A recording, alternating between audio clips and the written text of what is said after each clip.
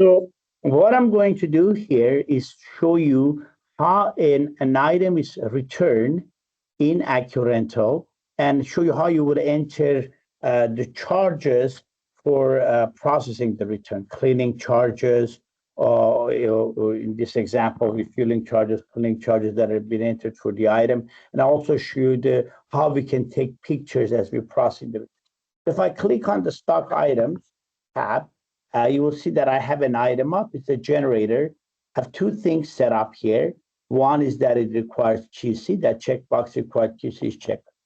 If I click on the rental info tab, you will see there's the two return processing fees predefined for this item, fuel charge and equipment cleaning. Now, the restocking fees could be changed. The non-stock item could be changed when you're doing the return, but in this example of default, we've entered the fuel charge and cleaning, basically indicating that when these items are processed, that's what usually we ask for when we're processing this QC item, the return. So as far as QC goes, you'll see that there's some return RR, meaning rental return, and there's some other QC functions that we've entered for when you initially receive the product, when we're doing rental shipments and so forth. We're going to be doing the rental return, so we'll see what is provided to us as returning when we return the product. So the items I processed the shipment. So what I'm going to do is I'm going to click on Create Rental Return, which is going to bring me up the return program for me.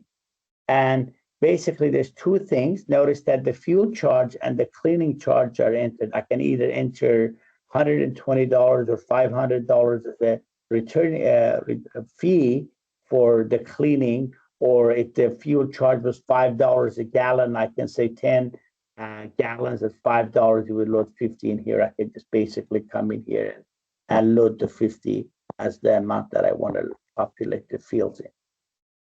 So let's just enter 50 here. And I could go to the restocking, the cleaning fee, and say that's a $200 fee we want to enter.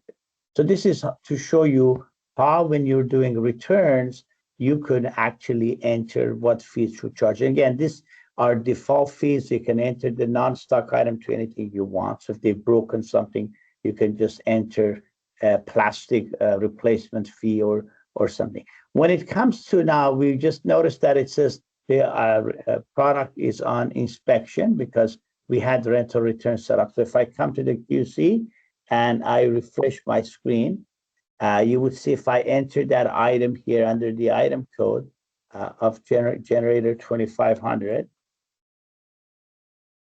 and I select it, it will show me all the returns that we need to generator 2500.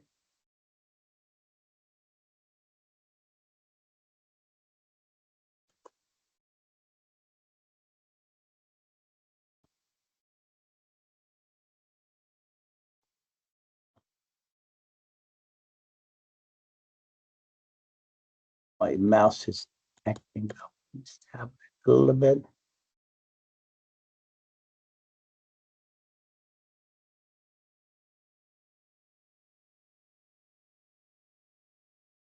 So it will show all the returns that need to be processed for that generated 2500 item. I could go to any one of my returns that need to be performed. Notice that I could put in a document of rental return or rental shipment, or I could put in a specific QC code that I need to perform. Maybe my job is to check the 4x4 axle, or my job is to do the cleaning. Whatever my job is, I could select that and just see those returns that I need to find. So if I select that item and click on QC detail, notice that I have the ability to take a picture, and it will activate the camera on my tablet. And so basically this would be a fixed thing entered. Notice that it's taking a picture of my Dell adapter, and so basically that would get loaded, and it would basically get loaded into the, or I could go and take additional photos if I wanted to take additional photos. at this point. That's basically you have the ability to take as many photos as you want. So if we go back there, maybe this time we put a pen in there and just take a picture with the pen, and basically it gives you the ability to load as many pictures as you want into the with the photos and so forth and so on. All the pictures loaded, you will be able to see that all the pictures loaded, and they'll be saved with the QC function performed. So I hope this makes sense as far as how we let you enter charges, as well as how we let you basically process the uh, stocking